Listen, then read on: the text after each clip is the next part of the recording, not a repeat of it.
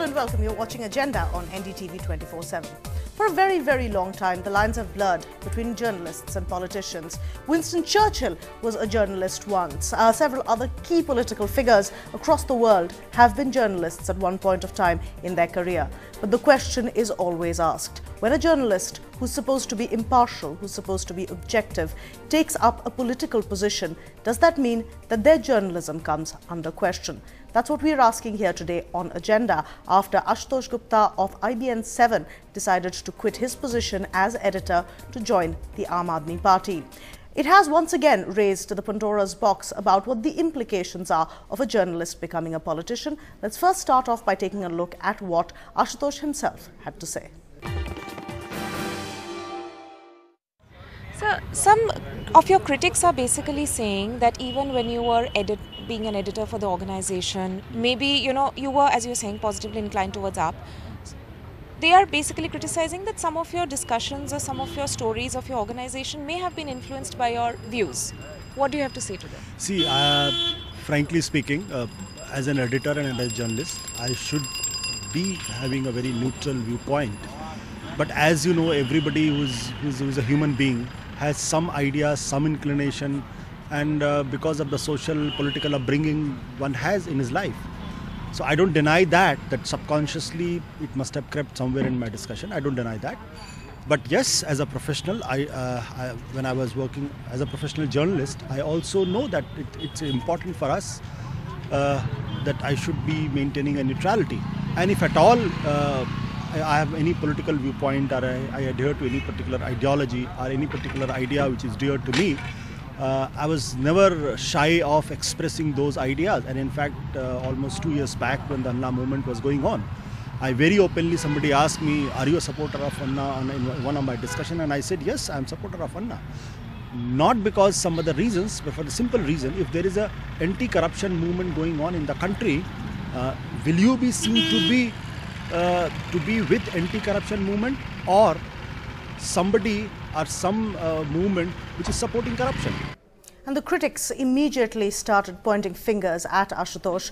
Among them, the main criticism being that the viewers have certain expectations, and by taking a political stance, viewers could be betrayed. He doesn't owe any apology. He was being fair to his commitment to the ideology of AAP, even as a reporter, even as an editor. The channel should have come out with a declaration of sorts. I think they owe it to the viewers. Maybe some unsuspecting viewer would have taken every word uttered by this editor or on that channel very seriously and formed an opinion about the said political party. Don't you think that the channel needs to apologize? So that's the question we're asking today. Journalists turned politicians, is it blurring the lines? And joining us, we have from Mumbai, Siddharth Bhatia, who's a senior journalist, who is going to say, yes, it is in fact blurring the line. And also joining us, senior journalist Madhu Trehan, who's with us here in studio, saying, no, it's up to the journalist himself or herself. They can make that decision. It does not blur the lines. We've got our audiences joining us from Chennai and Mumbai to put questions to our panelists. But let me start off by asking the first question, our first talking point here. Let me start with you, Madhu. The question, of course, is when a journalist becomes a politician or becomes a part of a political party, are questions raised about objective or impartial journalism? Well, once he's become a politician, he's no longer a journalist. So Ashutosh has resigned. The question is that when people continue to work and they are associated with a political party. Now, there are people in my own organization who have declared that they are part of a political party. I think that is more honest and it gives you full disclosure of where that person is coming from. Now it's up to the news organization to make sure that the news organization is not used for that political party's agenda. By the way, it is far more honest than people who have an agenda, who never declare it, and all the newspapers and news organizations today are susceptible to people who have not declared their associations or affiliations, and these organizations are being used all the time. Right. Madhu, I'm glad you brought up the point about full disclosure, because I will actually come to that in a moment. But let me take that over to Siddharth. Siddharth, Madhu, they're saying that, it's fine if there is a political decision to be made. But does it throw in doubt any reportage that has been done over the last, say, year or 2 years that they have been reporting on a certain issue? And is it particularly questionable when they're at an editorial or managerial position? See, there are three aspects one must look at. One is opinion job, editorial writer, commentator, columnist, and he may or may not be part of the newspaper. The other is reporting. So as a reporter, one is expected to be balanced, fair, neutral.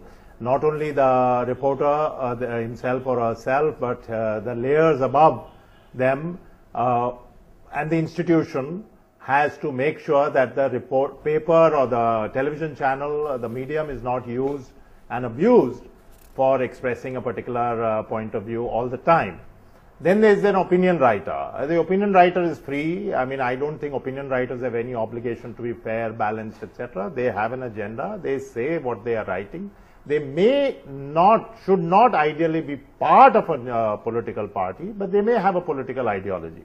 My concern is something else. When a journalist joins a political party, right, then two things happen. And these are two concerns. One concern, was the coverage therefore biased?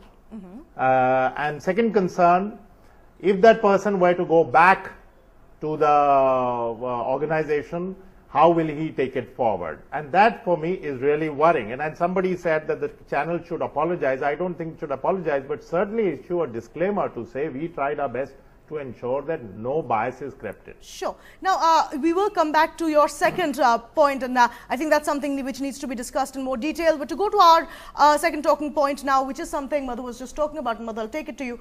When we talk about full disclosure in these issues, should it just be, is it owed only to the editors, to the channel or the newspaper itself, or is it owed to the viewer and the readership? Should there be a disclaimer on a report saying this is a person whose beliefs are biased towards a certain political agenda? Could I ask you what buttons are you showing below our images? Is it yes, no? What is that about? Oh, that's just on the talking point, which is essentially on the lines being blurred. No. Yes, you're saying the lines are not being blurred. The lines are not being blurred. I think the lines were, I think you better take out that no button, because the lines were blurred a long time ago. Because when an organization, say a TV channel, interviews a relative of the owner, the questions are softballs, all right? So does the viewer then know that this channel is not to be trusted? Because that is hidden.